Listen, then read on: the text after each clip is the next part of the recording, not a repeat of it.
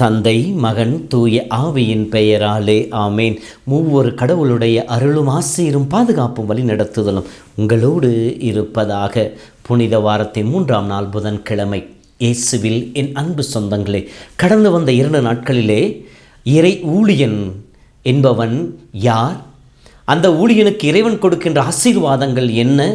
அந்த ஊழியன் தளர்ந்து போகின்ற பொழுது இறைவன் கொடுக்கின்ற திடப்படுத்தும் ஆவியின் கொடைகள் என்ன என்பதை பற்றி எசாயாவினுடைய முதல் 2 ஊமைகளிலே படித்த நாம் இன்றைய 3ஆம் நாளிலே அவருடைய துன்புறும் ஊழியனை பற்றிய ஊமையை சொல்ல வழியாக அந்த ஊழியன் தன் பணி வாழ்விலே சந்திக்கின்ற சவால்களை எவ்வாறு எதிர்கொள்ள வேண்டும் என்கின்ற ஒரு உத்வேகத்தையும் கொடுக்கக்கூடியதாக இருக்கின்றது.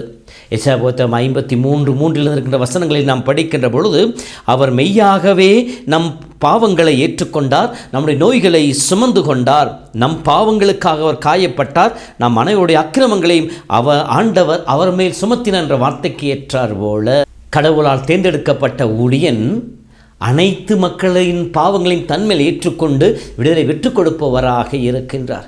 இதை இயேசுவின் வாழ்வு முழுமையாக வெளிப்படுத்தி காட்டுவதாக இருக்கின்றது. மத்தேயு நற்செய்தி 1 படிக்கின்ற பொழுது, இயேசு என பெரியவர் மக்களை பாவங்களிலிருந்து மீட்பார் என்று சொல்லப்படுகின்றது. எல்லா மக்களையும் பாவங்களிலிருந்து மீட்பார் என்று சொல்லப்படுகின்றது. 1 யோவான் 1 படிக்கின்ற பொழுது, இயேசுவின் ரத்தம் எல்லா பாவங்களையும் மன்னிக்கும் என்று சொல்லப்படுகின்றது. ஆம், நம் பாவங்களை தன்மேல் ஏற்றுக்கொண்டு நமக்காக துன்புறும் ஊழியனாக இந்த உலகை தேடி வந்த இயேசு தன் பணி வாழ்வை பற்றி சொல்லுகின்ற பொழுது, மார்க்கு 10:45 மானிடமகன் தொண்டு ஏற்பதற்கல்ல, தொண்டு ஆற்றுவதற்காகவும் அவருடைய மீட்புக்கீடாக தன் உயிரை கொடுக்கவும் வந்தார் என்று சொல்லப்படுகின்றது. ஆம், இயேசு நம் ஒவ்வொருவருக்காக, நம் பாவங்களுக்காக அதை தன்மேல் ஏற்றுக்கொண்டு நமக்கு மீட்பை பெற்றுக் கொடுவதற்காக வந்தார். இப்படி வந்த அந்த துன்புறும் ஊழியன் அனைத்தையும் தாங்கிக் கொண்டார்.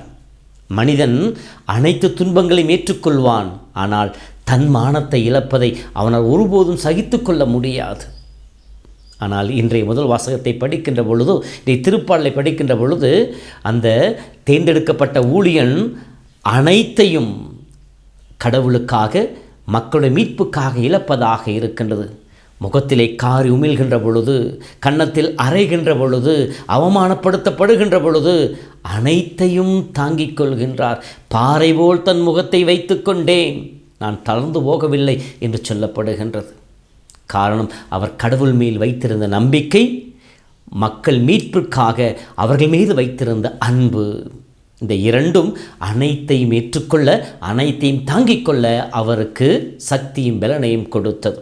அன்பு சகோதரமே, இந்த நாளை நாமும் இறை ஊழியர்களாக அழைக்கப்பட்டிருக்கின்றோம், தேர்ந்தெடுக்கப்பட்டிருக்கின்றோம். இப்படி இறை ஊழியம் செய்கின்ற பொழுது எதிர்ப்புகளும் ஏமாற்றங்களும் நம்மை சந்திப்பது இயல்பாக இருக்கும். யோவான் புத்தகத்தில் இயேசு சொல்லுவார், இதோ இந்த உலகம் உங்களை வெறுக்கிறது என்றால் நீங்கள் கவலைப்படாதீர்கள், உங்களை வெறுப்பதற்கு முன்னால் அது என்னையும் வெறுத்தது என்று சொல்லுவார். நிச்சயமாக நாம் எதிர்ப்புகளை, ஏமாற்றங்களை, சோர்வுகளை சந்திக்க வேண்டியிருக்கும். இறை மதிப்பீடுகளை வாழ்கின்ற பொழுது அவமானங்களை சந்திக்க வேண்டியிருக்கும். ஆனால் அந்த சமயங்களிலே இந்த இறை ஊழியனைப் போல ஆண்டவர் மீது நம்பிக்கை வைத்து, இந்த வாழ்வு இந்த இடத்திலே இந்த ஆன்மாவின் மீட்பிற்காக கடவுள் என்னை அனுப்பியிருக்கின்ற நம்பிக்கையிலே வாழ்வோம்.